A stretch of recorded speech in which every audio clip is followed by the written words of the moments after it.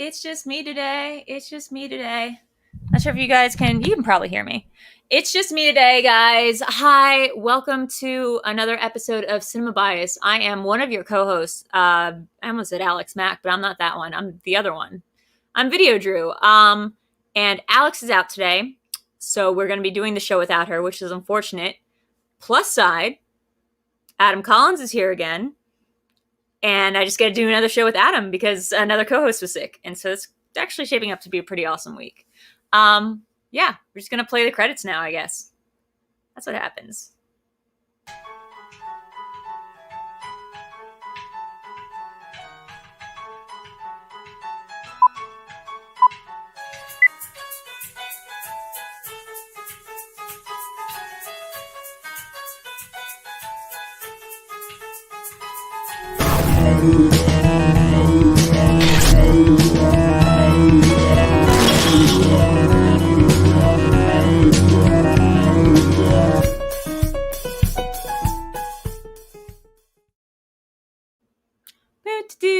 So yeah, guys, again, this is Cinema Bias. Hold on, I tweet this out real quick. Live right now. Have my shit together. Perfect. Yeah, this is usually the part of the show where me and Alex tell you what it's about, but how about we just have me do that? So this is Cinema Bias, a show where me and my co-host Alex Mack usually talk about movies that one or the other one has not seen and sort of force each other to explore sort of our inherent biases for or against certain kinds of film, sort of force each other out of our comfort zone. It's actually a lot more fun than that, but not making it sound. But at any rate, we have a very special guest joining us tonight. I feel like he's got a new residency here on like the VideoDrew channel, but let's welcome him. It is Adam Collins. Hey. I am back, and I am ready to discuss another film, which will probably lead to us discussing many more films.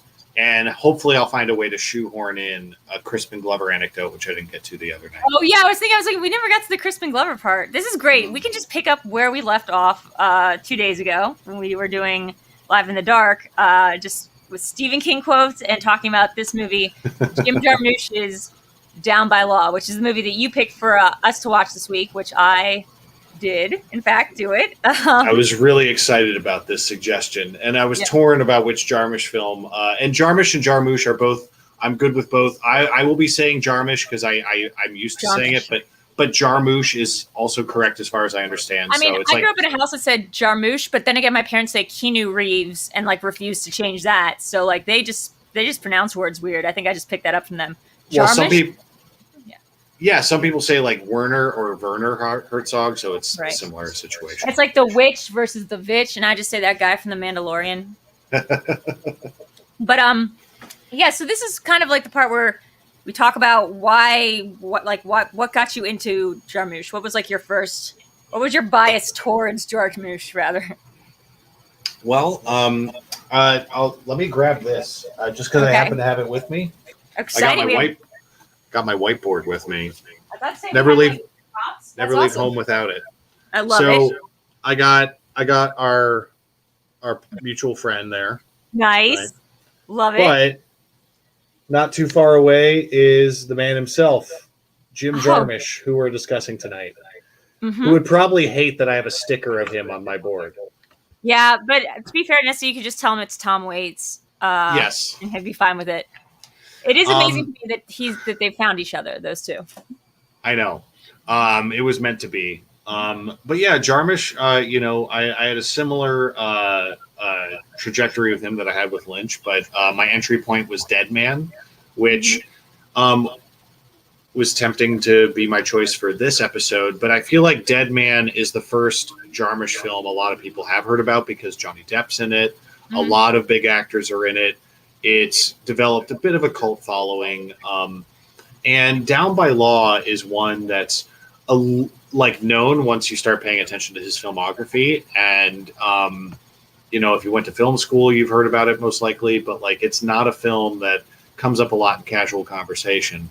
And I felt like I've never heard someone casually throw around Jim Jarmusch's Down by Law. In fact, I think my issue was I thought this was Stranger Than Paradise, which is what I was talking about my parents' favorite film being. This is not that one. This is not the road trip movie. This was his follow-up to Stranger Than Paradise, but they make a great coupling, not just because of John Lurie being in both of them, but they're similar in tone, similar in presentation. But Down by Law is decidedly, not just in a prison escape film, but also very, very much Jarmusch's dabbling with film noir in a lot of ways. I mean, it's really crazy. This kind of has like a multiple genre thing. When we were talking on Sunday night about like movies that could become indie movies if we got the right director, and you said the F9 would be a good Jim Jarmusch movie. I feel like this is what it would look like, but with cars. Like this is like the heist movie. This is like the prison escape movie. This is like his big action one, and it's still very like just like really meditative. That's kind of what I was thinking when I recommended him for the director of a new installment in the Fast series, because I'm thinking of this, and you have three very dynamic stars. John Lurie is not someone that a lot of people would know by name, but once you dig into his career, he's a very diversified actor and artist. Something I can't recommend enough that ended up becoming a Criterion released film that was originally released as a series of shorts is called Fishing with John, which is a series of vignettes in which John Lurie himself goes fishing with Tom Waits, Jim Jarmusch, and a few other people. Dennis Hopper is another one. I think it's Dennis Hopper. His energy is so different than the rest of theirs. I guess Tom Waits I bet Tom Waits and Dennis Hopper could like vibe, but I can't. That the rest of that crew, I feel like, just be like, oh, that guy's intense. Well, he just goes out on a boat with them, Drew, and just has simple conversations. And it was released as this sort of, half-baked series that they released on public access in the 80s and 90s, I believe. And then they ended up putting it together as a film, and it's excellent. It's on the Criterion channel, but John Lurie and Tom Waits are both in that, so it's connected. When we eventually do something together, Adam, I do want there to be a drinking game for the audience where every time you say something's on the Criterion channel, everyone has to take a shot. Okay. I gotta be careful. Good. Okay, I understand. No, I'm saying this because I think I feel bad that that's the one channel I don't have, and that if I did have, I would probably not watch as much as I should. But I'm like, oh yeah, that's the one thing I've never subscribed to Criterion. I have Paramount Plus, so I can watch all like Legends of the Hidden Temple, but not Criterion. Well, Criterion's great because you can switch it on and off. It's $10 a month, and when you're dialed into Criterion, you never run out of good shit to see. It's the best. It's the best of the best. Is it is the app like accessible? Like I said the other day, like the Shudder has a great app. Like you can move that around and like figure out where you want to go with that. You don't necessarily have a movie in mind. Criterion's great. The app works fantastic. It's not on every single digital device. So depending on your gaming console, your Fire Stick, your Amazon, whatever, that you might be luck of the draw. My fail safe is I just hardline my laptop into the TV when I have to. That's how I worked around HBO Max not being on Roku for like the first year. But in any case, I think the thing that's great about Criterion is it knew it was picking up the torch from Filmstruck, which right. I was very, very obsessed with during its run. And Criterion is actually great, yeah. But the thing that's fantastic is between HBO Max and Criterion, you basically have what was on Filmstruck still. The thing to be cognizant of, though, is HBO Max has a ton of classic and international cinema that's on Criterion, but Criterion has a good additional 50% on top of that. So once you've caught up with what HBO Max has, that's when it's time, no doubt, to turn on Criterion because it has a bunch of other stuff. I think this meant not to get too off topic as we just meander about this movie, much like a Jim Jarmusch movie itself. But I saw Viviani's tweet the other day that like Mayor of Easttown is the thing that broke HBO Max over like Justice League or Kong versus Godzilla. He was like, that's just delicious. And I haven't seen Mayor of Easttown yet, but that seems very indicative of, sort of the two worlds of the programming strategy over there. I'm always slightly behind the curve. I just caught up with Invincible, and I thought I was cool again. And now everyone's like, Mayor of East. I'm like, fine. I've never seen one episode of it. I saw Evan Peters act drunk in a scene, but I haven't watched it. It doesn't seem like a show for Drew, but I'm sure. It seems like, a dark procedural with less supernatural stuff than I'm usually used to.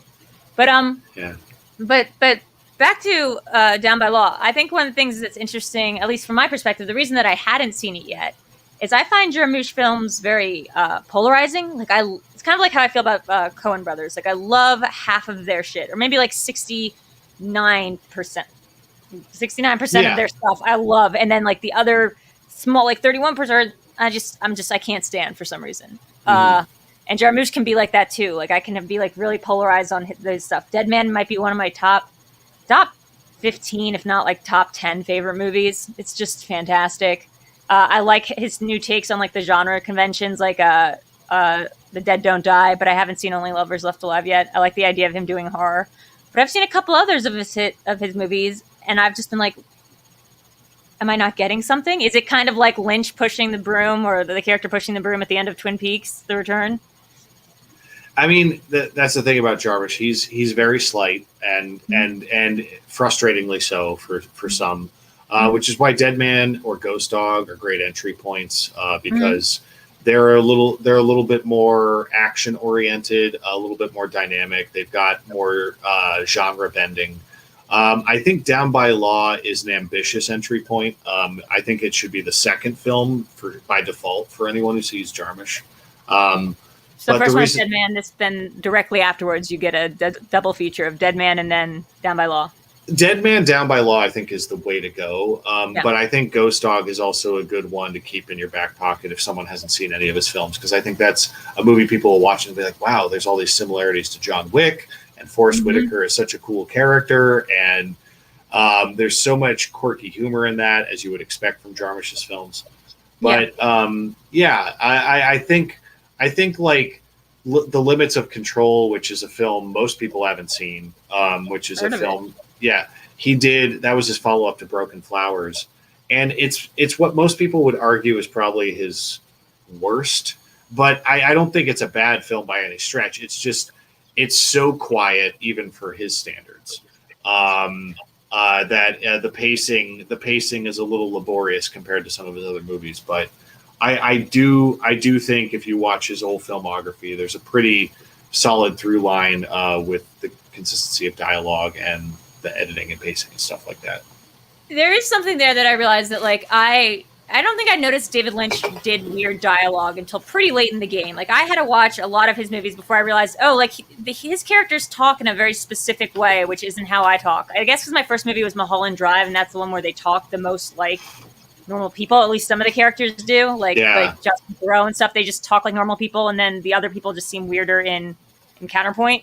But like when I started looking at it, I was like, wait, the people in the Coen Brother movies and the people in David Lynch movies all sort of talk the same way, or they have the same sort of slow, almost like irreverent commentary on the stuff going on around them. Like they will just sort of pop in from nowhere with like these, observations about life and existence, or just say something in a very strange tone. And I feel like Jarmusch has a style of doing that, but it's very much more it's toned down. It's like not as stylized, but it is just characters in these strange situations living like the chillest life possible, like in regards to what they're going through. Always, he's so good at lingering regardless of what genre he's tackling. And more recently, he's been tackling horror, which is wonderful because Only Lovers Left Alive and The Dead Don't Die are both really fun genre films for horror fans.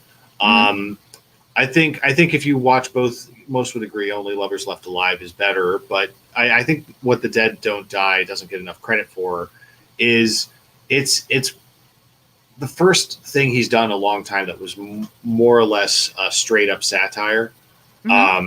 And I don't think people expect that from him. And for him to be so direct and about it, I think threw a lot of people off with breaking the fourth wall. And I think Dead Don't Die is something people will get a lot more out of seeing 2 or 3 times. But that's the case with a lot of his movies. They all get better. Patterson, by the way. That's the Adam Driver one, right? That's the one I need to see. For some reason, I thought for the longest time, I've seen Ghost Dog. I've like watched it and been like, this is a Jim Jarmusch film. For the longest time, I thought the RZA did that entire movie. I know that I think he probably did the soundtrack or something, but I thought the RZA would like produced it or directed it or something. I don't know why I thought that. He's in it. He's in it. He does a lot of the music for it. And I think it ultimately, I mean, he's friends with Jarmisch. They've collaborated a few times over the years, and they're friends off camera. And I think it inspired the RZA to go on to do his own films, working with Jarmisch like that. Now, not to tie it back around, but I do believe there is something that ties Jim Jarmusch to Stephen King, which is they're both in bands with people that look like them, right? Jim Jarmusch and Tom Waits, and there's a couple of like other people that they're friends with, and they all look kind of alike. And then they call themselves like, I don't know, maybe they're just a squad, maybe they're just a crew of something, but they're like it's his like crew, and it's just people that look like him. And then Stephen King's in that band with like Dave Barry and a couple other people like that just look like Stephen King. Oh God, what I would give to see Stephen King's band. I'm working on it, but he's not currently touring. I think that's awesome. And Jarmisch keeps up his extracurriculars with the music pretty consistently. And he's now starting, he scored Patterson and The Dead Don't Die. And both scores are terrific. So he's moved into full John Carpenter territory. I've found what it is. I'm so glad I remembered this. This is going to be something for you to like open a new tab on. It's called the Sons of Lee Marvin. And it's a tongue-in-cheek secret society devoted to the iconic actor Lee Marvin, and it's only made up of people who look like Lee Marvin. Oh, God, yes. Jim Jarmusch, Tom Waits, John Laurie, Richard Boss, Nick Cave, John Borman, Thurston Moore, Iggy Pop, Josh Brolin, and Neil Young. Yeah. So there is a fraternity among them. I forgot the name of the band, so thank you for reminding me. I don't think it is a band. I think it's just a secret club. Or the group or whatever. Because he's very close with Neil Young and Tom Waits. I knew that. Nick Cave doesn't surprise me. But the interviews I've read with Jarmisch, he talks about, people love to ask him like, so what's it like looking like Lee Marvin? I'm trying to think. I don't think I know who Lee Marvin is or what he looks like. So that's terrible to say. Have you seen, in the past decade, have you seen The Man Who Shot Liberty Valance or The Dirty Dozen? Let's say for the sake of argument, yes, but I've totally forgotten them. So, he does look like Jarmisch because he's got the gray hair, the pronounced eyebrows, the long face, the scowl, but He's the head of the Dirty Dozen. He's the soldier who makes up the Dirty Dozen. Yes. Okay. I remember who this is now. Yeah, and then he's Liberty Valance in The Man Who Shot Liberty Valance. Right. Gotcha. Yeah. I'm not the hugest Western Eastwood kind of person, but I do remember The Man Who Shot Liberty Valance, if only because Jane Fonda is in that? No. Is that right? That one's no Jane Fonda, but James Stewart, John Wayne, and Lee Marvin are the stars of it. Gotcha. Okay. Thinking of the wrong film. These are all the people that are rumored or are in the secret fraternal society of the Sons of Lee Marvin. And I just think that's just like a fact I picked up in college, and I love it so much. Well, Jarmisch has only the coolest friends. I think we both know that. Like he and David Lynch have that in common. And it's weird they don't have like a thing like David Lynch and him. Like I guess that's what I'm circling around is like what's the overlap there? Like it's like the David Foster Wallace thing about David Lynch is that he makes the mundane terrifying and the terrifying mundane. And I feel like Jim Jarmusch makes the like mundane like quirky and the quirky mundane or something like that. There's sort of like an element that's the same, and it's the sort of the roteness of it, or the sort of maybe on the surface level just sort of bleakness or blandness or some word that's not as negative as that, but like sort of a smooth sailing, like a soft, like a smooth surface. And then underneath there's all this other stuff going on. I with those two, I'm surprised like there hasn't been a straight up collaboration of some kind because they have so many mutual friends.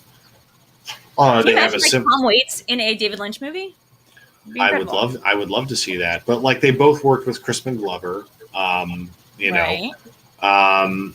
They both worked with Willem Dafoe in some capacity. But both worked with Nick Cave. They both worked with Nick Cave, right? Because I think Nick Cave has been on. No, has Nick Cave not been on a David Lynch soundtrack? Maybe not. I thought he did. I'm not sure. I think I was thinking of Lost. They run in a lot of the same circles, and they came up around the same time too. So, But the thing I like about them is they're very different from each other, and I like their films for different reasons. But what they both do is they do such a good job of operating outside of not just traditional cinema, but what we consider to be interesting or compelling dialogue, or the things we choose to focus on in the abstract or the dream sequences, things like that. Mm-hmm. And they're just able to bring a perspective to things that I just didn't previously consider. And that's why I glommed onto both of them at a young age. I think, it's not going to surprise anybody in the audience to know. Oh, by the way, I forgot to say that like Streamlabs are open. So if you have a question for Adam or anything, or for me for some reason, feel free. Type it in, go to streamlabs.com/VideoDrew, or send in a super chat and it'll be read aloud. But would it surprise you to know, Adam, that I have a hard time sitting through meditative films unless I'm in a movie theater? I get very fidgety. I can appreciate that. I think I mentioned the other night, I saw A Quiet Place Part 2 in the theater. It was my first movie in a theater since being vaccinated. And it was a big deal for me because I was like, I can't hit pause. And this is so nice. Yeah. Yeah. Because it immersed me and I needed that. I missed that. Yeah. That's actually a good point. Yeah. When I saw Cruella, there was like no break. Like I wasn't looking anywhere other than the screen for that whole runtime of not long enough. But yeah, there's something different. I didn't realize how much I've been not absorbing of movie content. Like I will put a movie on, but it will literally be background noise as I like grade Yu-Gi-Oh cards or whatever the heck I do all day. And I just like won't look up enough like to the screen, and I will like miss large portions of the film. So for this movie, I did my best job to like just focus in and figure out what was going on in this movie. So that's actually gonna be interesting because now we're gonna this is what me and Alex do. We actually have me tell you the plot of this movie in 60 seconds or less. Okay. I think this is gonna be like an easier one than it usually is. Usually it's Alex doing it, and for some reason it takes like 40 minutes to get through like the setup of the first act. But this one should be easy enough. I kind of wish she was here to watch it or to do it because I think she would have nailed it. Let's see. I have a timer on my clock if you don't have one on your end. Let me put it up. Okay. So, 1 minute and counting to tell the plot of Down by Law. Okay. So there are these three guys who are living in New Orleans, and they are all kind of put in the same cell at prison. Well, it starts out like you see like the projection of one of these, or the trajectory of one of these guys. He's like it's Tom Waits, and he has a car that he was supposed to drive from one location to another. He's now in the cell because it was like a stolen car or something. There's like a pimp. There's an Italian guy who's being charged for manslaughter that he didn't commit. And the three of them two of them get into a fight. They end up breaking out of prison and like going to the bayou, and then they get into like another fight, and then they find the cabin of another Italian woman, like Nicoletta, I think, who immediately falls in love with the guy. Oh, let's see how much time I have. Yeah, who falls in love with the Italian guy, and I think that Italian guy decides he wants to stay in the forest, and the other two go their separate ways because they don't like each other, but they kind of like each other more than they did when they were fighting throughout the whole movie. That was easy. I'd say that's fairly accurate. Yeah, that's then 100%. Did I miss anything? I mean, of course I missed the nuance of the film, but I think that's most of the plot, right? That was factual. Absolutely. Okay.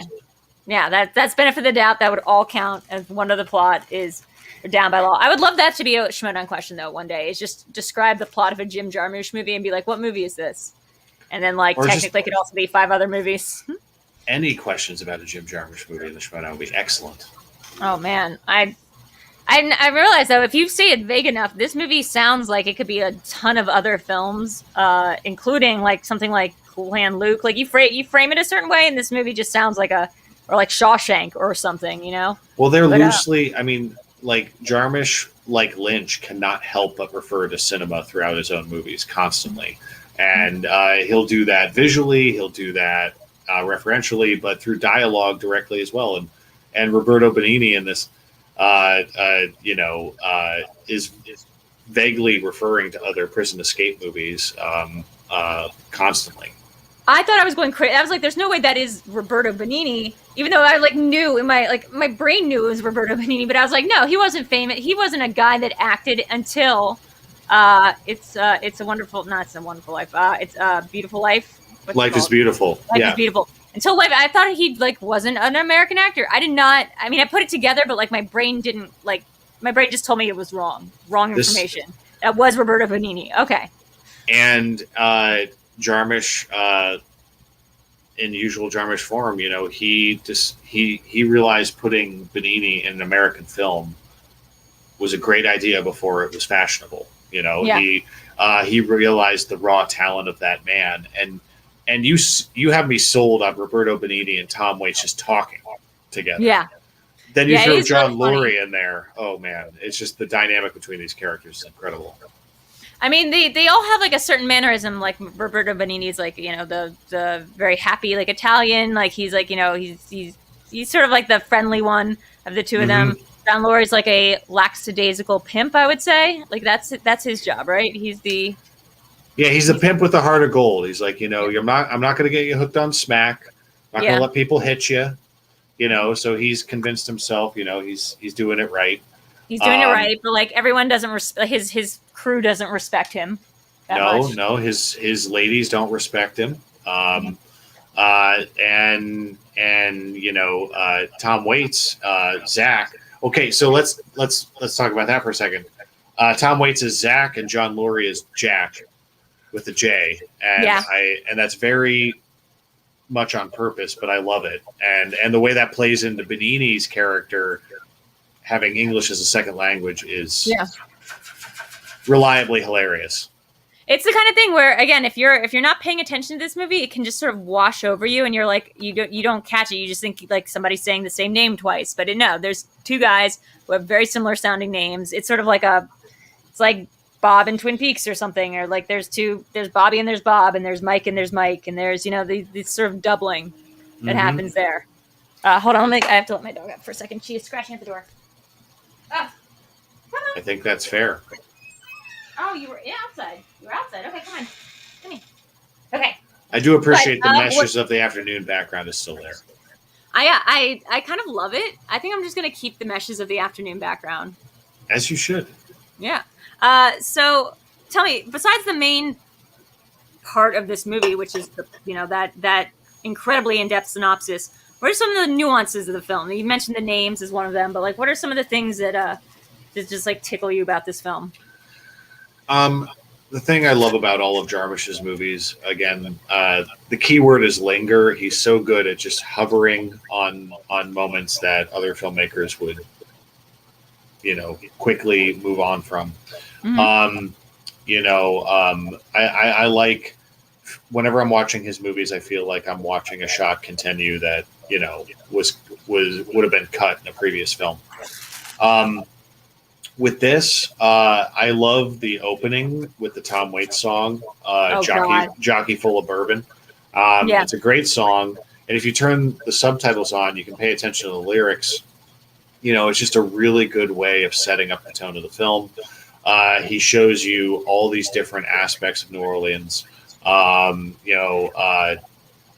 of the less flattering aspects, some of the places that are more recognizable. But he's so good at establishing space, and he sets up New Orleans to feel like this identifiable but pretty spread out space, so that by the time you get to the prison, you feel the isolation of these characters in that cell. But their isolation isn't the cliche, you know, like existential crisis. It's just monotony and the simplicity of getting through things day by day. And I love the way their characters interact. Yeah, in that way, it does kind of also remind me of like it's a very like intensely quarantine movie. Like I watched this and I was like, I should have seen this earlier in quarantine. Like this feels like the right space to watch it in. Like it is just about like monotony, just day in and day out. There's no eating egg. Hopefully that didn't hurt anything. Hopefully there's no eating egg contest. Luckily there's no eating egg contest in this movie, but like that's because they don't really do very much in jail. They just are there. They're just serving out their sentence until they decide not to. Right, and the height of the excitement when they're in prison is the would-be revolt when they start the chant of "I scream, you scream, we all scream for ice cream," and That's where this movie takes you. That's the big like Rita Hayworth poster on the wall moment of this film. Is a chant about ice cream. it But you gotta love is. it. I love that part because it reminds me of being in elementary school, and it specifically reminds me of riding on the school bus and starting things with my buddy, getting other kids on the bus riled up. And then by the time the bus driver would like look in her rearview mirror and see who was in trouble, like causing everything, like we were like completely serious while everyone else was acting up. And to see these characters go back to their card game while everyone else is starting to scream the chant, Yeah. I just laugh out loud at that every time. It reminds me a little bit of something Vinny Mancuso, who I worked with for many years over at the New York Observer before he, ended up joining the Schmoedown and all this stuff. His now fiance, but then girlfriend, once said to me about him, which is that he's always the person listening to the loudest person in the room talking and smiling and nodding, and then saying something under his breath, like commenting on the situation. And I always thought, like, that's a really good way to describe Vinny. Like, he's never going to be the loudest person in the room, but he always has an opinion about it. He's already got something to say, and he's just always kind of slyly there. And I could see you being that kind of person too, Adam. It's a compliment, by the way. I appreciate that. I mean, if you ask me my opinion, I'll give it to you, but it's not going to come out unsolicited that often. And I pick up on that with Vinny, and I'm a big fan of his writing, so that doesn't surprise me. A very observant guy, and a talented writer. So I love that about Jarmisch's characters. And I think the thing that it says about all three of these guys is they all underestimate each other's intelligence constantly throughout the film, especially Bob, Roberto Benigni, who they interpret to be this gleeful idiot. But it's just that English is a second language, and that's established early on. And I love that Jarmisch does not translate the Italian. No, I don't actually know Italian, so I have no idea what he was saying. I picked up, like, if you say prego, I can pick that up. Yeah. But, not the rest of it. I have no idea what he's actually saying, but it's not important because we're meant to interpret him from the perspective of these characters, typically.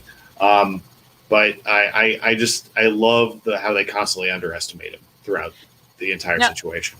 Here's something that's interesting. And again, I'm just kind of messing around on the internet, but when you type in Down by Law over at RottenTomatoes.com, you get the, for some reason, this is surprising, 87% critic score and 94% audience score, which is, that is like the opposite of, I think, how Rotten Tomatoes is thought of to work. Like the high-minded, highbrow, artsy films get so much more critical love, and then none of the fans are a huge fan. Like, the audience score is way down low, way down in the hole, you might say. But this one, the audience score is like 10,000 people were like 94%. This might also be because, it's an older movie, so it was before Rotten Tomatoes came out, and, they have to compile all the critics' reviews of it, and there weren't that many people, and there weren't people having blogs back then.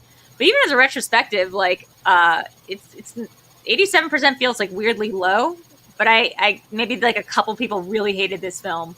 It just brought down the score. They couldn't find the through line in his early films. So you had like Stranger Than Paradise, you had this Mystery Train after that, Night on Earth, which is basically an anthology film about different cab drivers around the world on the same night. Wow. And they're all great movies, but again, keyword is slight. They're very just quiet and thoughtful, and the complete opposite of preachy. And they're not the kind of films that critics back then were immediately glomming onto, but now they're automatically all in the Criterion Collection, and have all these commentaries from film critics around the world, and everyone praises him now.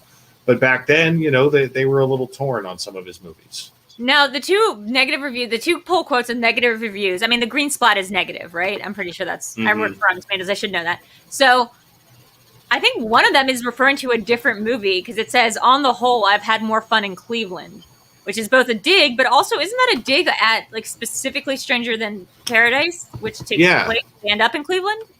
Stranger Than Paradise bops around between Florida and Ohio, but it ends up in Cleveland. Yeah. Yeah. So that's weird. That's just like I feel like that person was reviewing the wrong movie. And then the next one is even more baffling, which says Down by Law seems on occasion to be soliciting our approval.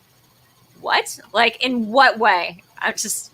In what way is this film asking us to like, or like asking us to like it? That's bizarre. Yeah. I feel like from the get-go, you're on this movie's wavelength. I don't really you get it or you don't. Like, it's not going to like pander to you or make you, it's not going to like talk down to you. It's a pretty straightforward movie too. At the same time, it's just the problem is, critics look at it and compare it to other prison escape movies. They're like, where's the action? Where's the suspense? Where's the murder? And the violence. And that's not what this movie's about. It's about, the fact that prison actually, like a lot of things in life, is very mundane and full of boring, quiet moments. And even escaping isn't that exciting once you're out. And the last negative review, apparently there was only 4, but apparently there was only like 13 reviews of this movie in total. The last negative review is maybe the one that I find like this is the only one that I think is in any way relevant. It's from Washington Post saying it's not that the movie doesn't move fast enough. It's that while it dawdles, it doesn't give you enough to dwell on, which I feel like that could be a more fair argument than a guy not having fun in Cleveland, or that movie, like the incorrect assessment that this movie is asking for people to like it, when it's most certainly just like, you either get it or you don't, but it's not going to try to get you to like it. No. And I think after the first 30 minutes, you've made up your mind if this movie is watchable for you or not. But I think most people, even casual film fans, could watch this and really find it enjoyable. I don't think it alienates its audience. It's just that back then, I think black and white put a target on this film to begin with certain critics, and they're like, "Oh, it's black and white. It's trying to be an art film." It's like, no, it's just trying to strip away, the varnish and give you, a very simple story about 3 guys. Just trying to make it work in prison. It almost kind of reminds me in a way, and this is a movie, and this is going to sound like a negative thing, although I'm going to compare it to a very well-regarded film, just one I just happen to not find that accessible to me, which is With Nail and I. There's something about With Nail and I know I'm supposed to love it. Like, I love Richard E. Grant. I think it's like it's got Richard Harris in it. Like, it's got. But I didn't realize this is the dad of Jared Harris until like someone told me recently. And I was like, oh, that makes sense. That guy, they're related. And you think about the voices. Actually, you're right. It's like Ralph Spall and Timothy Spall. Also, like 2 people that I didn't realize were related, and I listened to their voices. But it reminded me of With Nail and I in the sense that, it's just sort of like, it's just about like meditation almost. Like, it's just about letting these moments sit there and like, nothing huge is going to be happening. You keep feeling like maybe something is a lot more With Nail and I, because the pressure just seems to be like screw tightening and the energy is way different. But I think there's an argument to be made that there's something about these films in particular that I feel like they just speak to who they speak to, kind of like Eraserhead too. It speaks to who it speaks to, and it's not going to try to be any other way about it. Like, this is going to be a movie that you either love or you're gonna like. I don't think anyone's going to hate this movie. There's nothing to hate about it. Like, maybe that's what the guy meant by it's soliciting our approval. Is it's not trying to be offensive or aggressive. And for like a movie about prison, it's not taking a stance one way or another about the guys who run it. It's not a anti-prison industrial complex film. It's just 3 dudes. Very much. And the thing too is Jarmisch is someone who, like Lynch, embraces the real life qualities of his performers and allows them to incorporate that into their characters a lot. So Tom Waits is very much Tom Waits in this movie. He's a DJ, but he's sitting out. I love that line. She just is great. Someone that I think it was the prosecutor. Somebody has this great line about him where she's like, she's like, you're a great DJ. Like, I forget what the line was. It wasn't in the beginning. But it was hilariously funny. Just the idea that like Tom Waits is a DJ.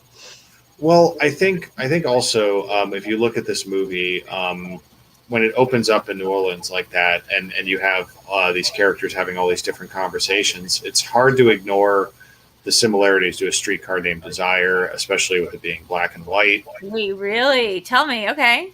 Well, for me, I don't think it's not necessarily, it's not melodramatic or maudlin like that, and I mean that in a good way about Streetcar, but with Down by Law, you know, like you have Ellen Barkin swinging for the walls in her scene, and Tom Waits is just sitting there taking it, you know, kind of staring at the floor while she throws things out off the balcony, and you know, she has this kind of funny New York accent for some reason, that's, you know, very like pronounced in almost a comedic way. For me, I felt like she was an example of characters who walk into that movie and because of the location think they have to act a certain way. And Tom Waits and John Lurie are these quiet, you know, characters who are honestly kind of boring, like a lot of us are in real life. And I just like that scene with Ellen Barkin and Tom Waits, especially because I think it really sets up the tone for the film that characters like Ellen Barkin aren't what we're going to get for the rest of this movie.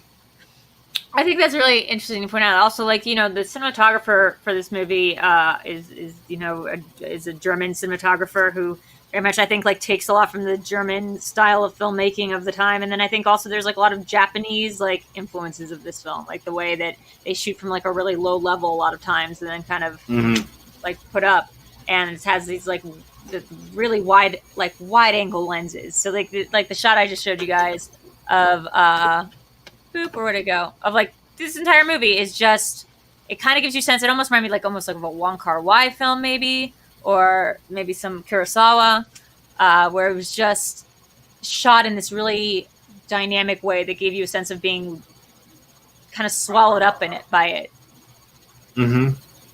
Like, it's not so much a movie that you watch, it's like a movie you experience, and like you're just there and you're sitting with them.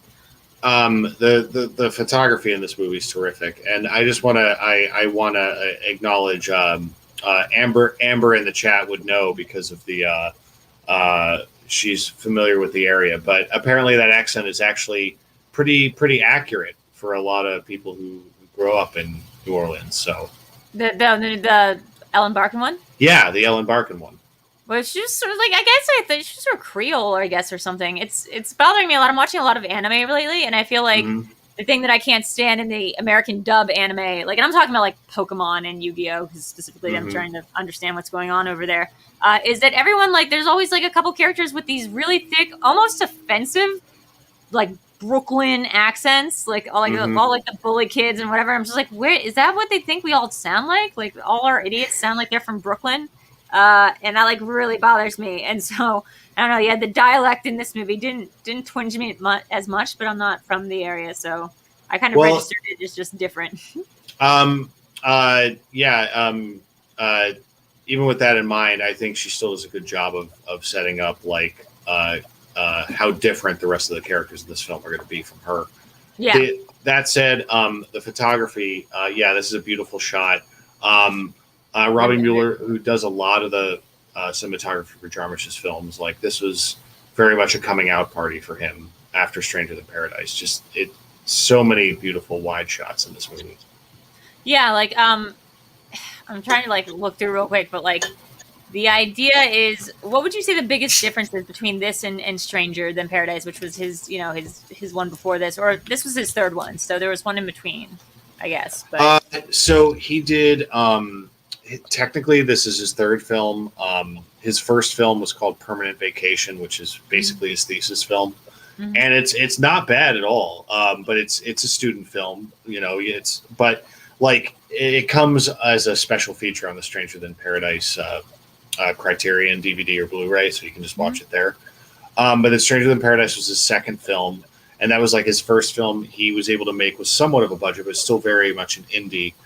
And then this one, I feel like he'd really found his voice and his confidence as a director, and he was able to tell more of an adult story, whereas Stranger Than Paradise was still very much about being, you know, young and in your 20s.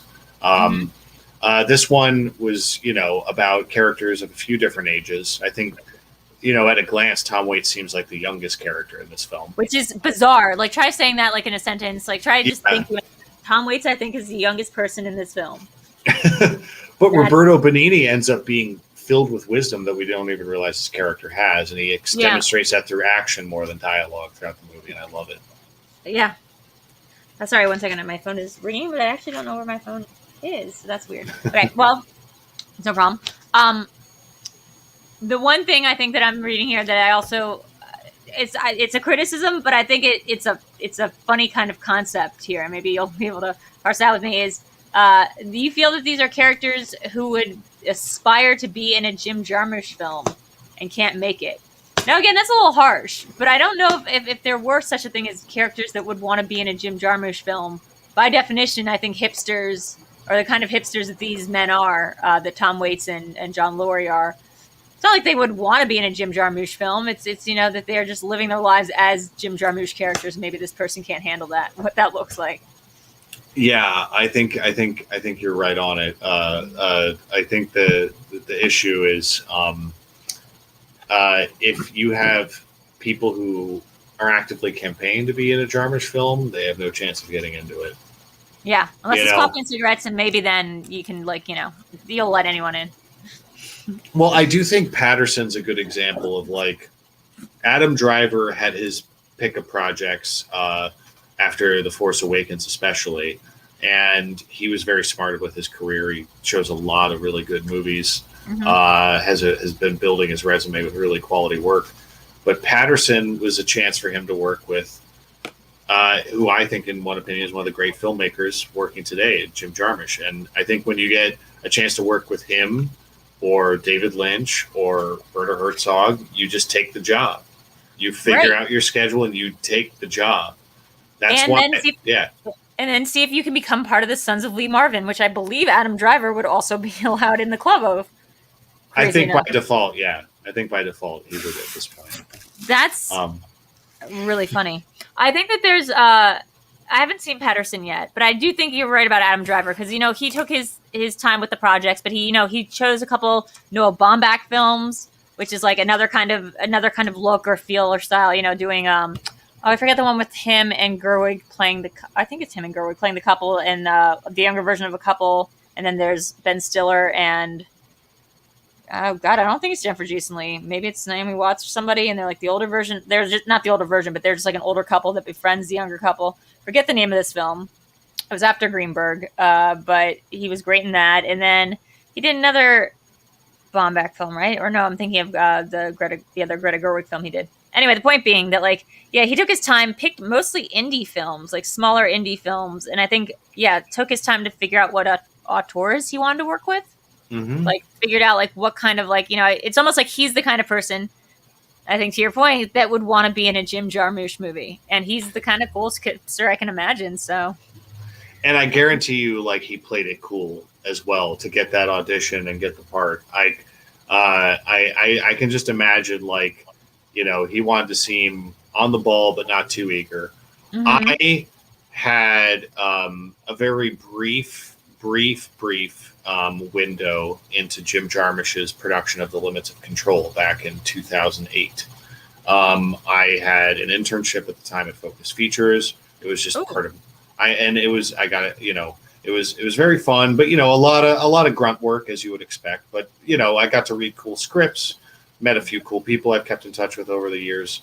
Got to drive around the Universal lot. But one of the highlights was I was reading the script of Limits of Control, and I knew they were filming it in Spain, and I wasn't going to get to go to Spain and work on the movie or anything. But I was like, I at least want to just let them know I'm a fan and I'm interested in this. So I was the guy who was like, I love Jarmusch stuff, and I want to let him know I love Jarmusch stuff. And I didn't get to talk to him or anything like that. But what was cool is I got a phone call from his personal assistant. Oh, wow. And we talked for 15 minutes. And it was a really nice guy who just asked me a bunch of questions about what I was doing at Focus Features and stuff like that. And he said, to be frank, we're in Spain. There's not a lot you can do remotely from Los Angeles, but we appreciate you being interested in the film.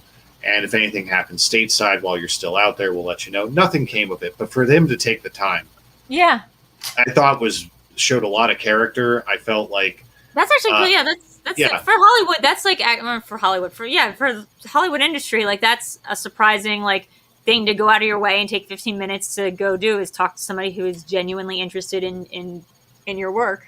Well, I wrote this whole email to the assistant, and Jarmisch was copied on it about how I really enjoyed the script and I couldn't wait to see it visualized and all this stuff.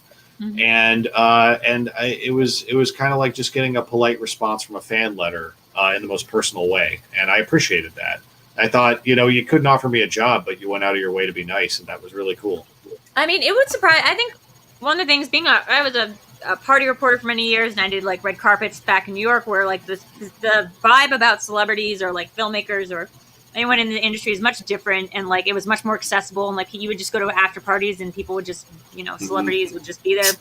But I've been surprised, and I'm not sure if this is a quarantine thing or just underestimating my own ability to be inherently interesting, or overestimating how much people just have to do on a day-to-day basis and how interested they are in like just meeting new people. But every single time I've done a show about a director that I've really liked, just even on this own channel, like when we did Time Crimes recently, I ended up talking and DMing with the director of that movie. We're still DMing. He's near Warner Brothers right now, finishing up a shoot for something. Apparently he makes in Spain a parody of Twin Peaks season 3. That's like his own web series, and like I saw some of that, and I was just like, "Wow, I can't believe like how available people are if you just like at them on Twitter." Because I think some of these, directors that I think of as like these huge names, like Vincenzo Natali, who I love, whose work I just like have been obsessed with ever since Cube and Haunter, and I love his like episodes of like Westworld and stuff. I mean, it's always funny to me like that the way that actually sincere filmmakers, I think, appreciate fans, because I don't think they get like shouted out like a lot on social media. They don't have like a Snyderverse contingent behind them, so they just go on a personal basis and they go, okay, like this person liked my movie, I'm just gonna see if they're cool. It's so refreshing when that happens, and also when you can tell whether it's a director or an actor who's actually invested in their work, when they will reply back to you. One of the best replies I ever got, and this was just a random reply years ago, Nikolai Coster-Waldau from Game of Thrones replied to me because I just said, "Hey, I saw your new movie, It was Shock Collar, the one he did with John Bernthal. It's pretty good." And I tweeted it. What's that?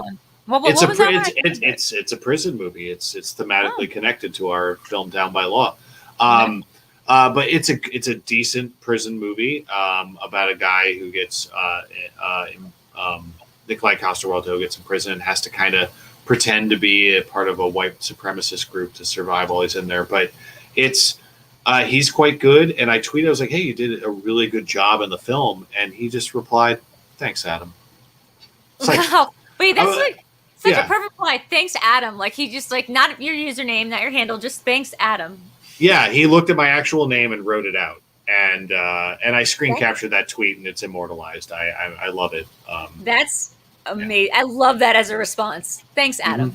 Like he knows you. Like, and that was when I had like 20 Twitter followers or something. Like that was a million years. That was a long time ago.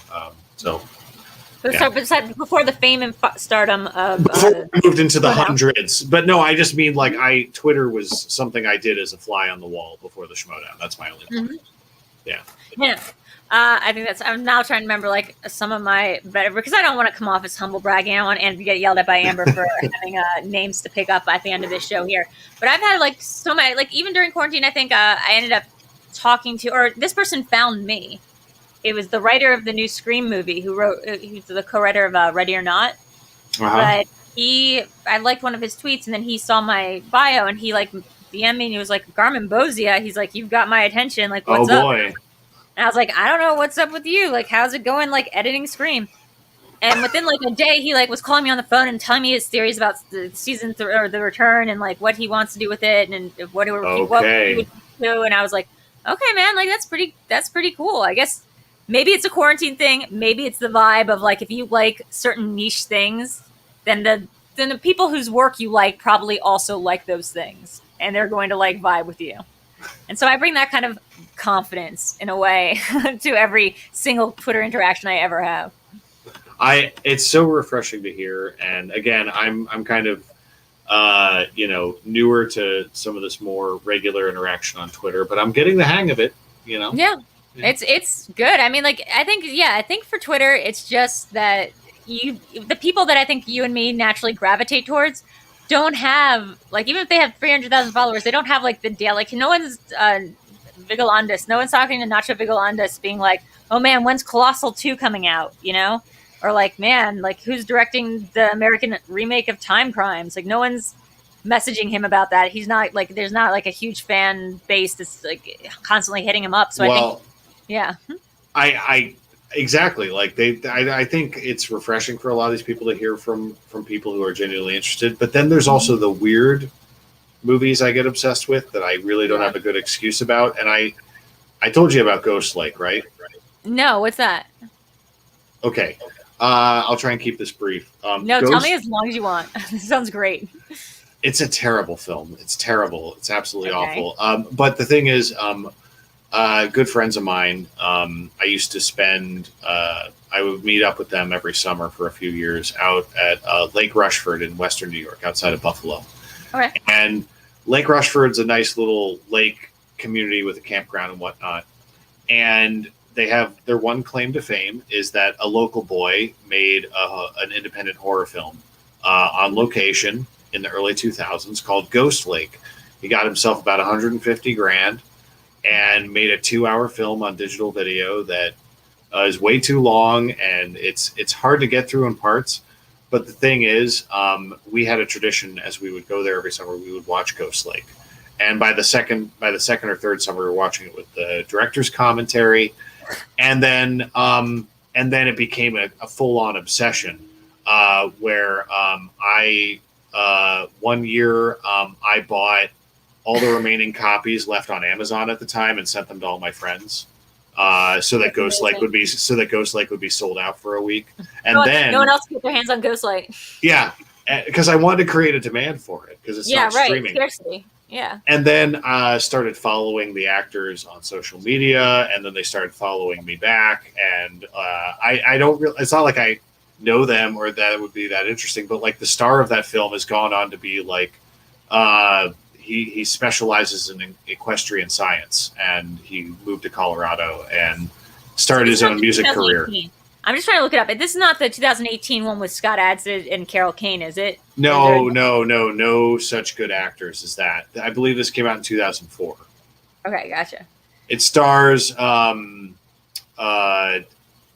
Timothy Prindle and Tatum Adair, two very popular actors. Is it scary? No, it's very bad, Drew. And the thing is, like, I can't recommend in good conscience that people watch it. It is a film that if you do watch it, you need to actively scream back at the movie. That's the only way to get through it. But it is so bizarrely a failure. It's not quite on The Room's level as being spectacular as a failure, but it's knocking on the door of that. I'm just reading the little bit of reviews that I see. It's 2003 that I can see about it on. Maybe that's a festival thing that I can see online. It makes it sound like something that's very intriguing to me. It's not saying anything about what the content of the movie is. It's just saying what the movie is trying to achieve, or it's kind of like commenting on like the movie itself as like a lovable, weird figure. So I'm very interested in this. It's a dance movie. I don't. You could classify it as a lot of things, but it's just very much a local upstate New York movie that had big aspirations. Did you ever see what is it, Child Eater? Was that Perry Nemiroff's movie that she did? Child Eater, yeah, that was her movie. I dug that movie. Like, it's an indie and it's got a limited budget, but that one's made with more heart than Ghost Lake. Ghost Lake is just a misfire on every level. At least so like low budget movies like that, I have a soft spot for them when they have a heart. Another one like that is Witch in the Window, which is on Shudder. It's not like an old timer, but it's a really strong horror indie. And that's a director I tweeted at once who was very friendly towards me as well. His name's Andy Mitten. And He did The Witch in the Window on Shudder. Very solid movie, shot on location in Vermont. I thought you always know the locations. That would be like a really good wheel slice for you. It's like location. I'm just excited when they shoot on location in New England and don't pretend it's New England. Yeah. And they should shoot everything in Vermont because it's a beautiful state. Vermont is gorgeous. Now that's Ithaca, but Vermont is also gorgeous. It is. I felt this way, because I used to work at this indie movie store in Delaware. They had locations in Maryland, though, and famously it was like the store that was used in Serial Mom and a couple other of the John Waters movies because he was local. And it was a store that, was like prided itself on being like this, it was Video Americana was one of them, and Video Paradiso was the other one. And it organized all its like VHSs and later DVDs and Blu-rays by director and like by like subgenre, like by like niche like subgenre. It's one of these like very, very cool, hip like locations. And I worked there most summers until I was almost like 18 at various locations that I would be living at one way or another. And that's how I discovered I Can See You, which was like a movie that I was really obsessed with for a while because I could tell that it had been shot in Delaware. Like, I don't know how, like, I just knew it. Like, I felt something in the back of my neck watching that movie. And I was like, this is a Delaware movie. Same with Jeremy Saulnier. Like, he turns out he's from like right outside of DC. But I could tell just watching Blue Ruin, which I think has a scene in Bethany Beach, that like it was from around my area. They were from my neck of the woods. And then when I was playing Until Dawn, which was the entire reason I got a PS4 like in the first place back in 2016, I was like, this movie, I mean, this game is really great. And I was like, there's something about it though. I mean, I feel like doesn't take place in Delaware. I feel like this is a Delaware kind of video game. It's a certain vibe, and like nothing should have informed me that. And I looked at the director of the video game, or the co-creator, and it's the same guy who did I Can See You. It's Graham Resnick is his name. Also, yeah, he did all the music for Ty West films, which also is Delaware. All the Ty West movies. Yeah, he's Delaware too. So I like Ty West films. I House of the Devil, Innkeepers. I own both of those. I like The Sacrament, but I like those first two more. I like The Sacrament a lot because it speaks very much to like my interest of like, oh, like let's just take this. It's a found footage movie. It was the Jim Jones story, but I was Jim okay Jones. With that. Yeah. Yeah, it's just doing Jim Jones, but what if Vice was there? Like it's very specifically Vice, like has a news crew down there. And Amy Steinmetz is in it, and it's I know Eli Roth produced it, and it was supposed to be this like, hugely, I think, shocking thing. All the death scenes in it, like the mass death in it. Spoiler alert, it's Jim Jones. But it also has what's his name? The other indie director who's the character in it, who's in You're Next, and Joe Swansburg. There we go. And Ty West himself likes to pop up as a performer too sometimes. Yeah, but he's in Next. Yeah, it's like that trio of filmmakers are all in You're Next as actors. Yeah. The Innkeepers is my favorite personally. Really? I really like that movie. I love the setting of it. I love the vibe of it. I love the visuals. I love the tension. I enjoy the comedy. I really like The Innkeepers a lot. I'll have to rewatch it. I watched that one at work. I found it very strange. Like I remember, because was it Pat Healy is in it, or is it AJ Bowen? I get those two confused all the time, and I'm friends with them, and I still can't tell them apart sometimes. Honestly, AJ was in Last House, but I think Pat was probably in Innkeepers. Or am I getting I'll double check. I know Kelly McGillis is in it, and I know Lena Dunham has like a 2-second thing in it as like the girl working at the coffee shop. I think it's Pat. It must be Pat. It's Pat Healy. Yeah. Yeah, Pat's Healy. Great. One time when I first came to start visiting LA, this was like in 2000, whenever Girls was big. So me and Lena went to college together. So whenever Girls was getting big, I remember me and Ty West ended up meeting up because we were mutually friends with Lena, and going to karaoke one night. She wasn't there. We just decided to meet up because we're both from Delaware and we both knew Lena. So we went out to karaoke at Bigfoot Lodge, which is like right around here. And this was, I think, when he was making the Innkeepers. And at one point I needed to be dropped off at my friend's house, which was all the way in Eagle Rock. And it was up these winding hills and like, or almost like more towards the Pasadena side. God, I sound nuts. But like, her house was like really hard to find. And like the GPS cuts out halfway through because you're like in the hills. And I remember driving around for a good like hour and a half. Like he was giving me a ride home and my friend had left, and just it getting creepier and creepier. And he was getting really bugged out. Now, I don't think I'm probably the best person to be in a car with, like when you're starting to like freak out about your own dark thoughts that you have in your head about you're a horror movie director and you're alone in like on a dark winding road and you don't have GPS and you don't have like cell phone signal. But I'll like never forget that moment because it felt so cinematic. Like it felt very much like we were in a movie that he would write. And I'm just waiting for it out one day. Well, tell him, like we should get drinks sometime. I have thoughts on the Innkeepers and many other things. I guess my main thought about the Innkeepers was who is was she the second ghost the woman was referring to? When the woman talked about like being able to see several ghosts? I'm not sure, like granted, I don't want to get into too many plot specifics for the uninitiated, but that's why I just said as vague as that. Yeah, what I do recall of that film is it's a good showcase of having a single location, and really making it work, and doing the whole New England hotel that's on the brink of bankruptcy, and you have the ghost hunter employees. It's a really fun movie that has a lot of genuine thrills too. There's a couple of those that I like where it's sort of like the idea of haunting and being haunted. I actually tweeted about this. This is not a spoiler for the Innkeepers. This is just my favorite subgenre of movie. And it's kind of off tangent, but the trailer for the new Edgar Wright film came out, and I was like, this is my favorite subgenre movie, and I'm just going to start calling it para noir. And it's specifically movies in which the alive haunt the dead or possess the dead in order to solve their own cold case mystery, like their own cold case murder. But it's not like the ghosts are haunting them. It's like they go back, or there's some sort of like, weird experience where they live in the shoes of the person who died. Like Haunters like that a little bit. The Vincenzo Natali movie has like some elements of that. Like a couple other movies I really like involve just, people sort of, The Others, I guess, is kind of that kind of movie too, where it's sort of the humans are haunting the living.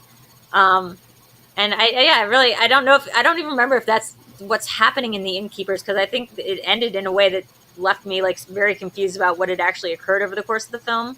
But I really enjoyed it for like the ambiance. I think a friend of mine pointed out that in every single one of his movies, people like to eat pizza gratuitously, like in a really like almost like obscene way.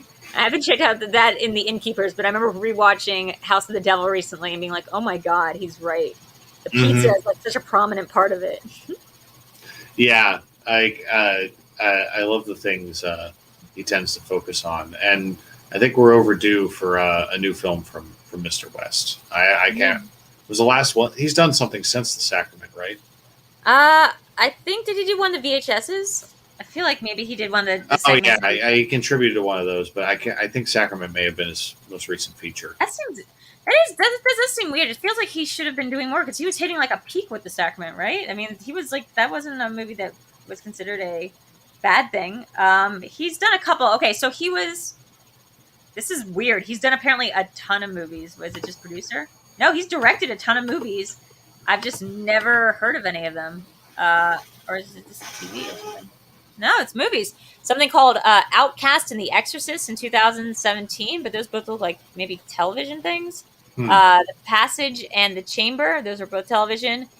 The Resident, Soundtrack, Tales from the Loop, these are all like television shows. I guess he moved directly into television. I guess it looks like what happens is he did VHS, the ABCs of Death, and then just decided entirely that he wanted to focus on segmented, episodic movies or television or whatever. Like he's done just one-offs since then.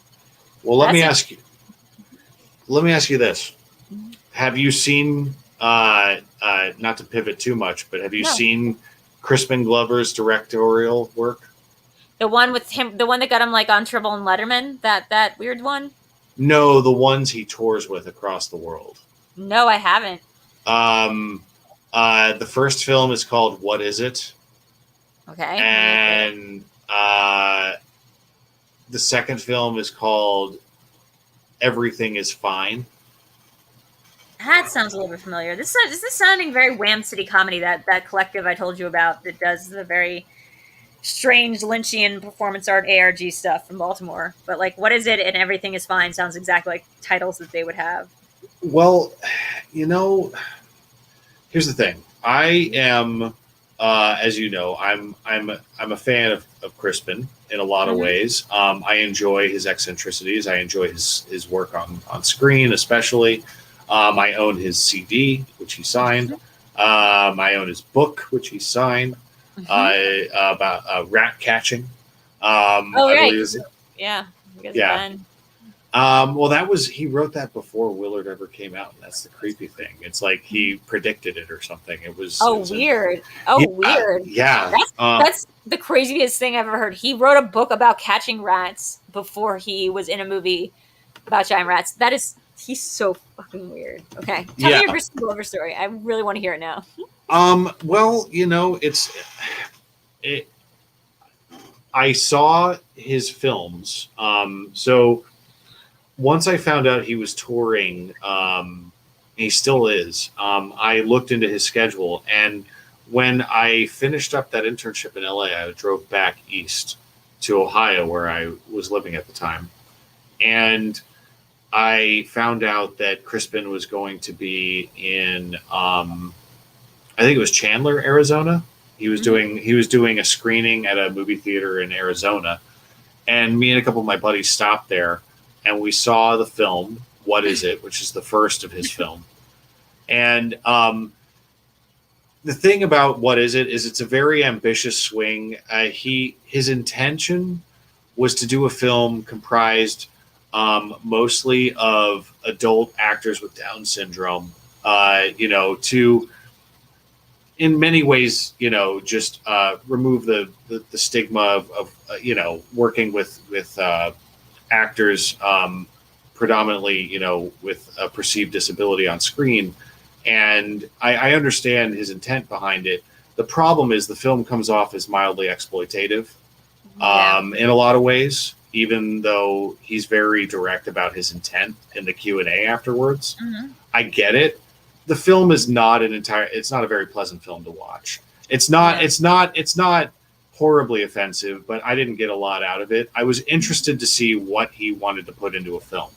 And then the follow-up, everything is fine. He made with a friend of his who had cerebral palsy, and was completely, he helped write the film with Crispin. But it's a sexually explicit film. It's a bit jarring. And again, you understand when you're watching it what the intent is.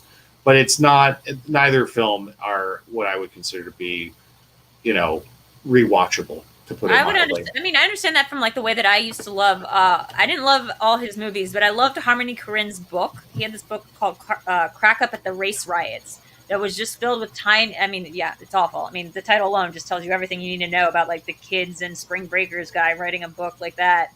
But it was just full of little vignettes of just weird, uncomfortable imagery. It wasn't a story, it wasn't essays. They were just he was imagine a boy in the field and he only has one shoe and he's eating an ice cream cone and his hands are sticky, and it would just go on from there. Just a tableau almost. But it was so unsettling and weird, as you imagine the guy from directed Gummo and Julian Donkey Boy would make it, and Trash Hunters.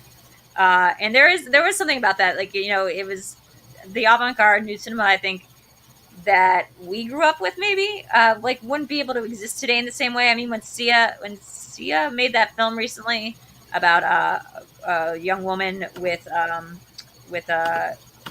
Asperger's, or was it it was Asperger's, I think, and she just hired the young girl that she usually has play her in music videos, and it became a whole thing. And the idea of exploitation in this context, I remember when Ryan Murphy came out and he was doing Glee and American Horror Story at the same time.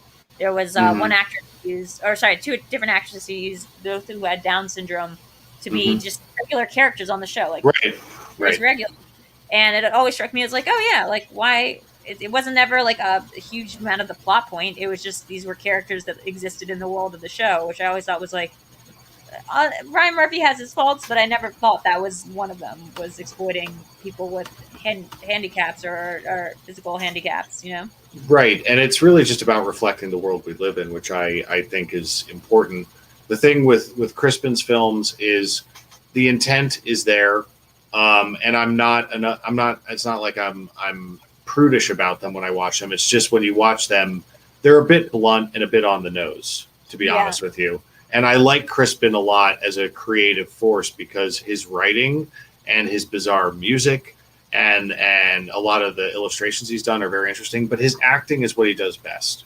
And every time he shows up in a new project, I watched what I watched of American Gods for him because I wanted to see. He was great in American God. God, he was so good. He's so good. He's so good. And he should if they ever bring back Hannibal, he should be like sort of he should be like the Eddie Izzard the new Eddie Izzard iteration of that kind of character, or like Mason Verger, just recast him again and put it as Crispin Glover.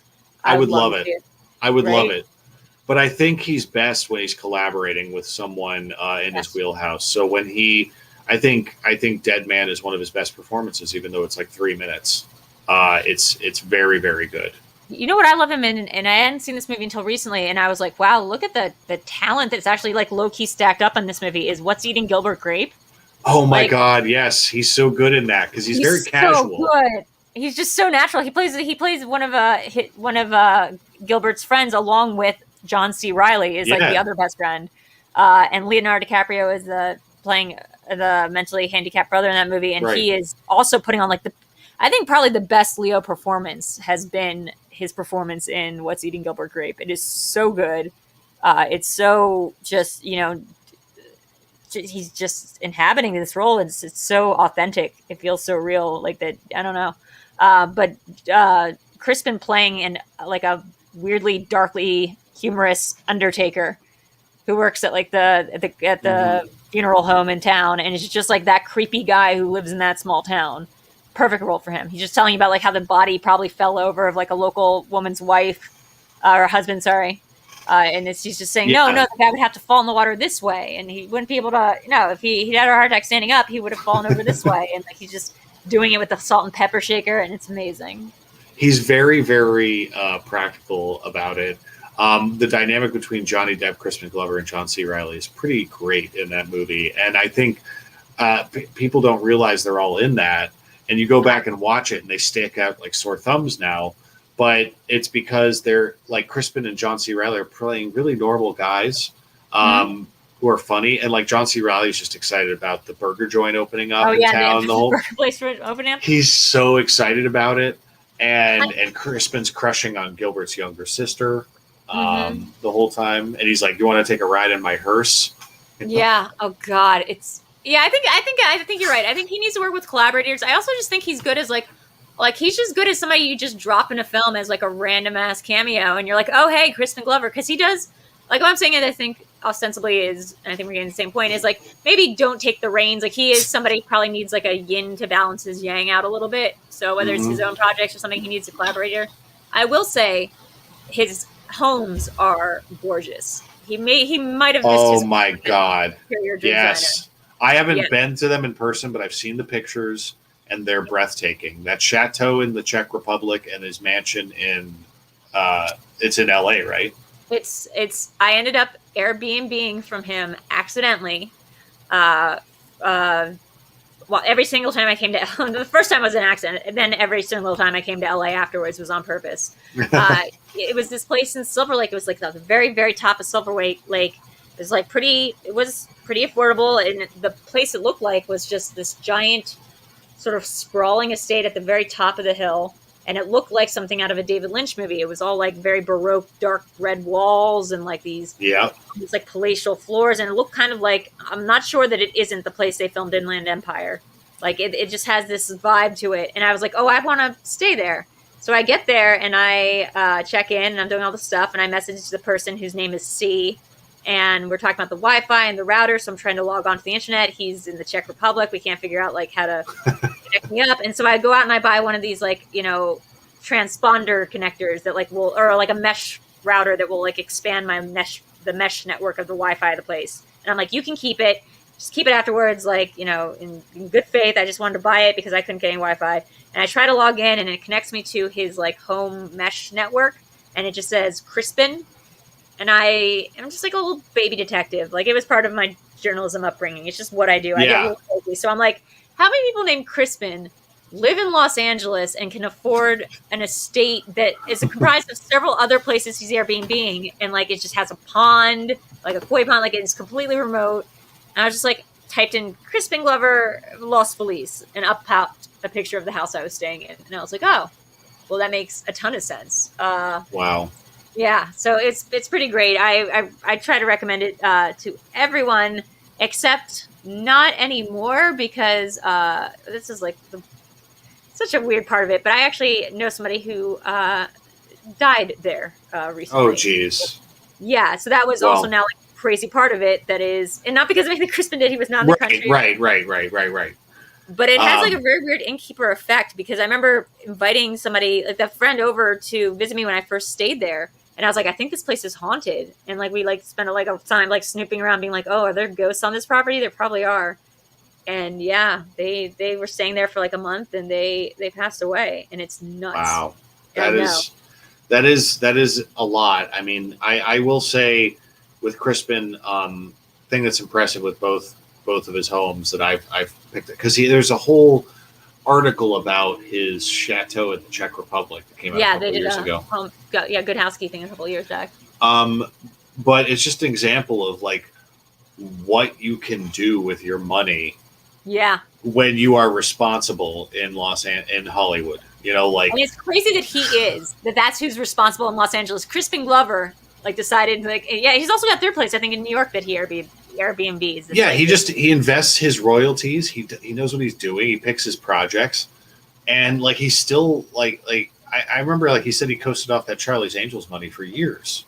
Yeah, and meanwhile Johnny Depp, who had like literally billions of dollars of money, like goes away in a heartbeat when you buy private islands and get into usually lawsuits and drink like golden chalices and all this stuff. But like Crispin Glover, weirdly sober about money, like weirdly practical about finances, and you can see the payoff. I mean, the place was gorgeous. I actually still need to go by there, because apparently there's the person's parents said that they left something for me, like of theirs, that they want me to pick up, and like a little something to remember them by. And I need to do it, but I've been putting it off because I feel like weird about the whole situation now. That like I know somebody who I like recommended a place to stay, and then they don't live anymore, and it's Crispin Glover's house. It's just layers on top of layers. I know I don't blame you. That's a lot to process. Yeah, that happened like 2 months ago. Wow. Yeah. Well, I know it's incidental, like it happening there, but at the same time, it's hard to separate that. It's so hard, especially because like the place is still gorgeous. Like the place is just like, now I'm like, if I got $1 million, I would buy that place back and like hold the seances every night. Or maybe not. I don't know. I mean, it had this giant, I remember the first place, because you could stay in different rooms of it. The first place had this giant king suite like size bathroom that had this oval window that you like look out on when you take like a giant bath in a clawfoot tub. And it just like, and there was like a bidet, and like it was just very old Hollywood. It was like, wow. It just, Hollywood isn't that old of a place, but when you can find a place that obviously had been around since, let's just say, the Howard Hughes period of time, yeah, it feels super old. That's fascinating. It doesn't surprise me at all. It would have been really cool if he'd been in Down by Law, wouldn't it have been? Oh gosh, oh yeah, totally cool if he had been Down by Law. Has he ever done a Jarmusch film? Dead Man. That was the only one. Dead one. Yeah, Dead Man. Like, yeah, that shows you something. He might be the link between Lynch and Jarmusch, because he appeared briefly in both of those directors' work, and then didn't become an ongoing regular for some reason.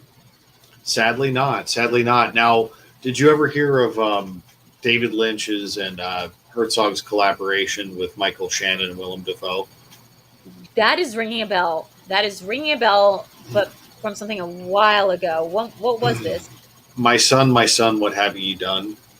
I don't think I've even heard of it. Maybe I'm completely new to this. It's kind of hard. It's kind of hard to track down. It came out in the 2000s, but Michael Shannon plays a guy who is psychologically disturbed. Really? And he murders his own mother. That's not a spoiler because it's a setup of the movie. And the police arrive, led by Willem Dafoe, trying to get him to turn himself in at the scene of the crime. And a lot of it is happens in flashback. And Grace Zabriskie plays Michael Shannon's mother, which I thought you'd appreciate. Wait. Oh, God. Talk about people that I'm just like obsessed with in a creepy way. Uh-huh.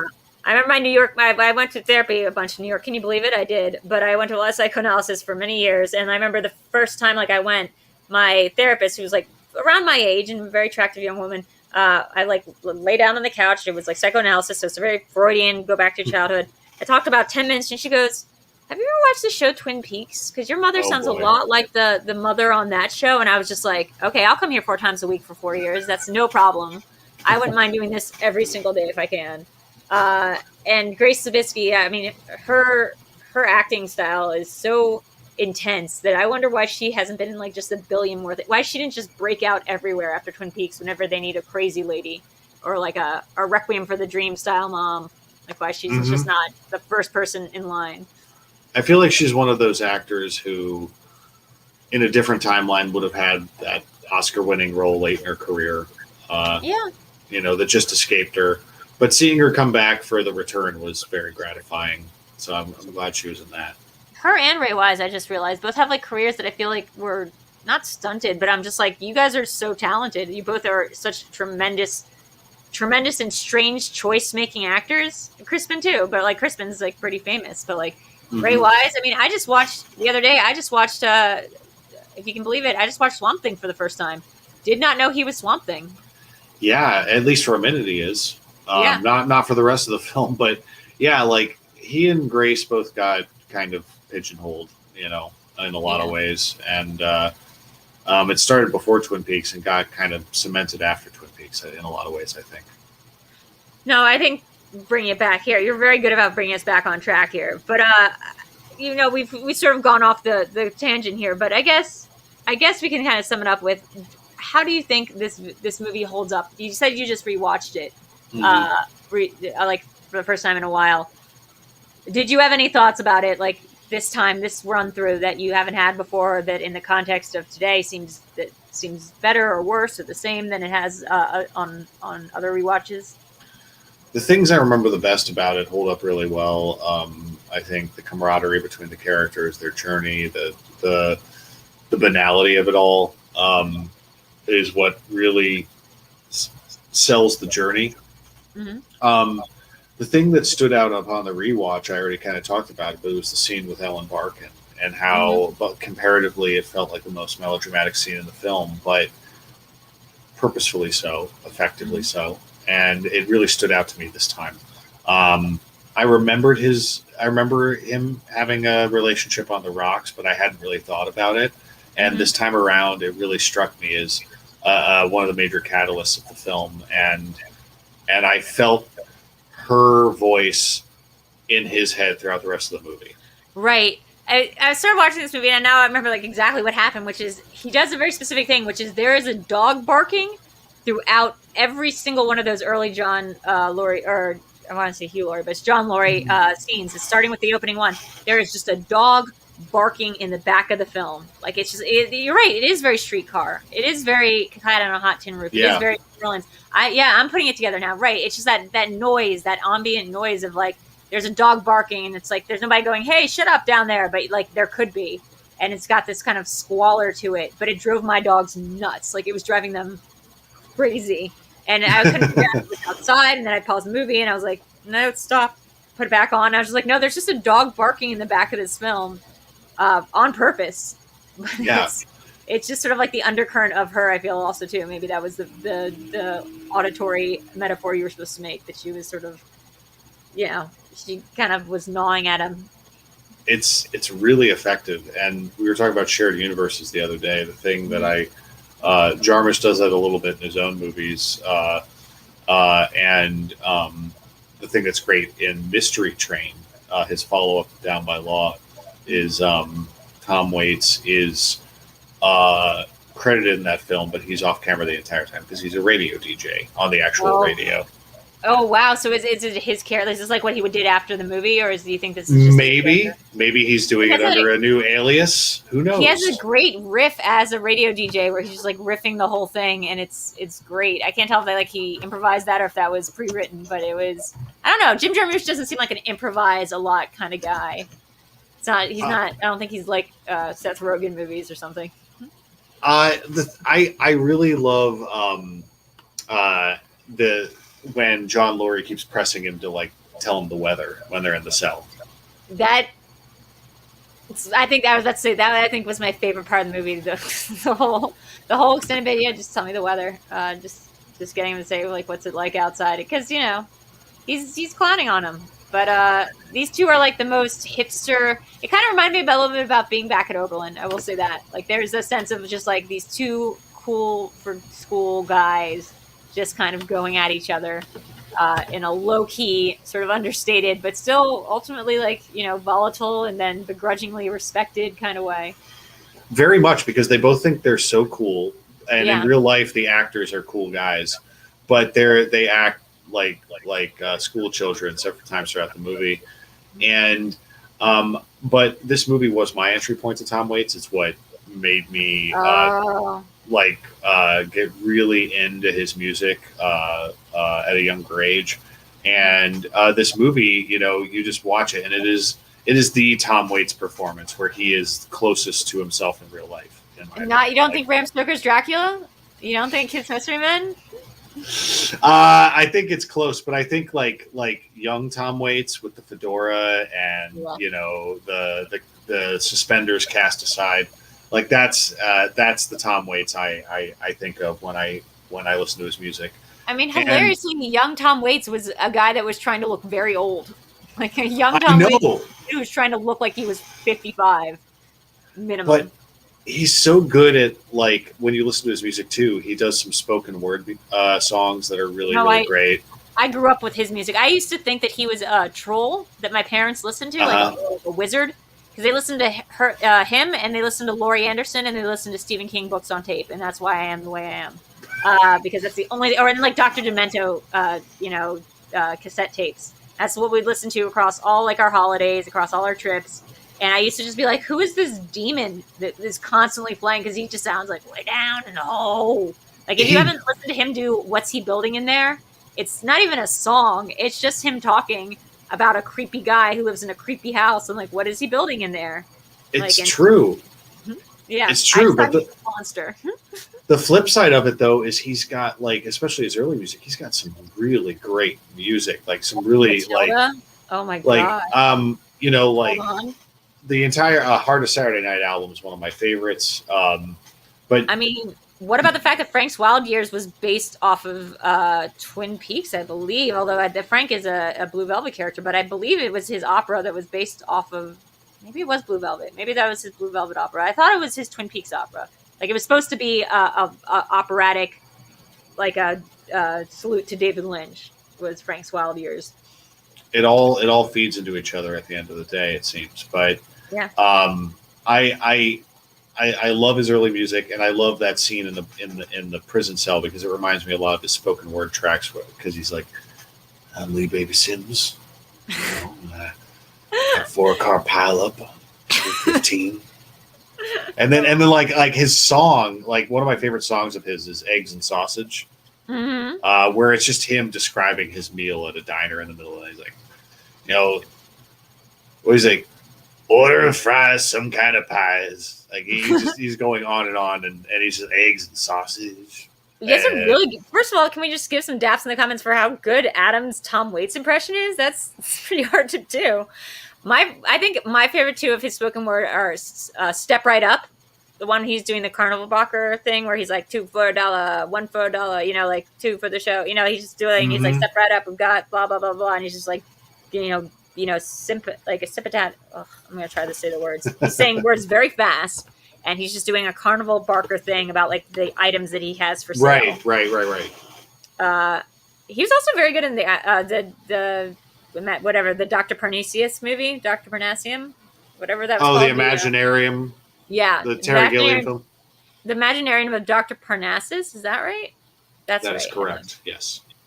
Getting confused with the Dustin Hoffman movie. He's very good as the devil in that. And that created a whole thing with me where I was like, he should just play Satan a lot of times. So he should have been on American Gods. Absolutely. That, and if you've heard What's He Building in There, right?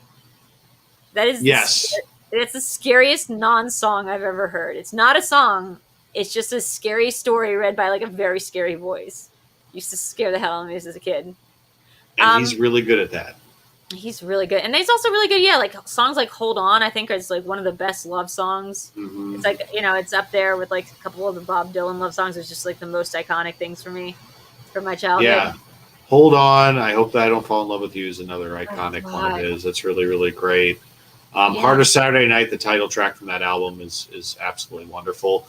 Old 55 is a really wonderful ballad. Do you remember that time that Scarlett Johansson decided that she was going to do an entire album of Tom Waits songs? She didn't follow through, or did? No, she did. No, she did. Okay, she has this whole album of Scarlett Johansson, I believe, singing Tom Waits songs. I think it's called Alice, or no, Alice was one of his, but I think this happened. Yeah, I'm pretty sure this happened. Let's see. No, I think you're right. Yeah, I remember that now. That sucks. I wasn't interested in that album. Yeah, it was 4 songs written by Tom Waits, and then the rest by his wife. And critics were mixed on it, surprisingly. Surprisingly, critics weren't sure about how they felt about Scarlett Johansson covering specifically Tom Waits. But I'll tell you something. It's not the worst. Like, it's the most bizarre thing I've ever heard, but it's like, I gotta give credit to Scarlett Johansson for really liking Tom Waits songs. Like, I think the more we can boost the signal about Tom Waits being like one of the greatest probably songwriters out there, in terms of a certain kind of soulfulness and weirdness and just quirkiness, I think is great. Anytime you can do that.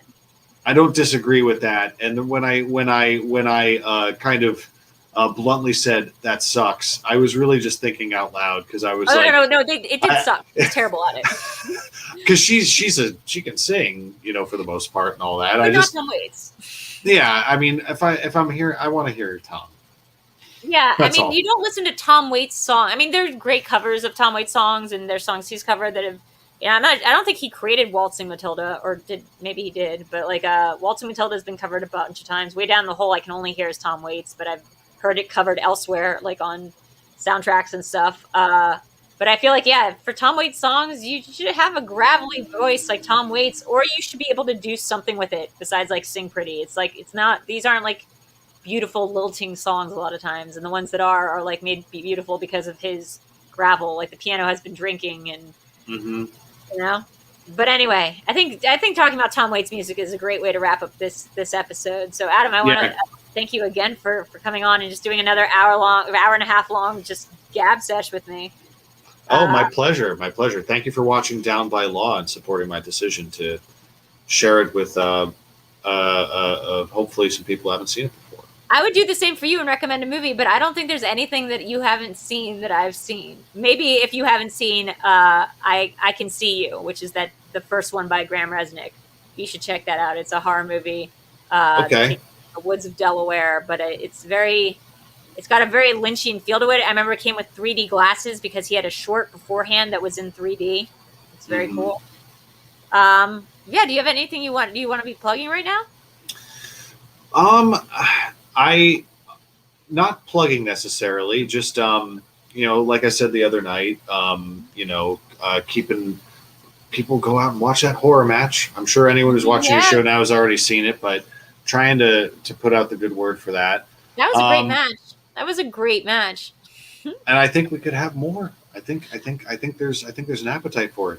I don't even understand the argument that there's not. Like, I see people in the groups in the comment section being like, well, there's nothing, like, you can't say horror is more popular than Star Wars. And you're like, yeah, you can't say like science fiction is more popular than Star Wars. You can't say like a genre is more popular than an IP. That's kind of the whole point of why they never gamble on taking movies outside of like IPs, right? Because no one wants to watch a new thing.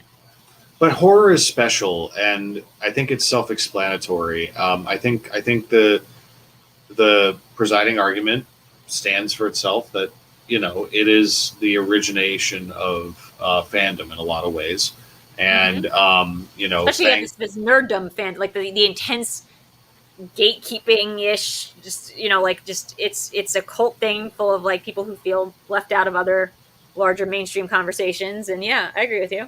And I think it's a way that even though the core audience of the Schmoedown might be saying, yeah, but, IG and Star Wars draws in a lot of mainstream fans, and I agree with that. And I like both of those divisions. But I think what horror could do, in theory, is eventually we end up getting our matches posted on in a Bloody Disgusting or Dread Central article or Fangoria or things like that. Man. I mean, Phil Nober Jr. and I talk a lot of times on Twitter. Like we've brought directors in, and we've brought, I think, Ash and the Evil Dead cast in to do a Halloween exhibition match. Right. The horror community is one of those communities. Like, that's what I'm talking about. I think specifically because I like horror movies. That's why the people who like make them are so around, because they're just like the most accessible to their audience, because they come from that place of horror movie directors are for the most part horror movie fans who are for the most part big geeks who want to talk about like their love of the genre. Exactly. And I would love to see more of that. I'd love to see a return to what they did with the Ash versus Evil Dead match. That was fantastic. Yeah. I mean, I need to go check out Shudder's new thing. I saw the one that I saw the movie that I knew that Clark Wolf was in. What was it? Satan's Panic, I think it was what Satanic Panic. Satanic Panic. And I was watching it and I was like, this reminds me of a Grady Hendrix novel, who I think is one of the best living horror writers we have today outside of King. If you haven't read his books, oh my God. Maybe that's why I can recommend it to you. There you go. Read Horror Store. It's spelled like with an umlaut over the O and no E, because it is takes place in a haunted IKEA. You should read what's the new one he has coming out this summer? It's called Final Girls, and it's about a support I've heard of that one. Yeah, and he did My Best Friend's Exorcism, which I think has gotten picked up for development.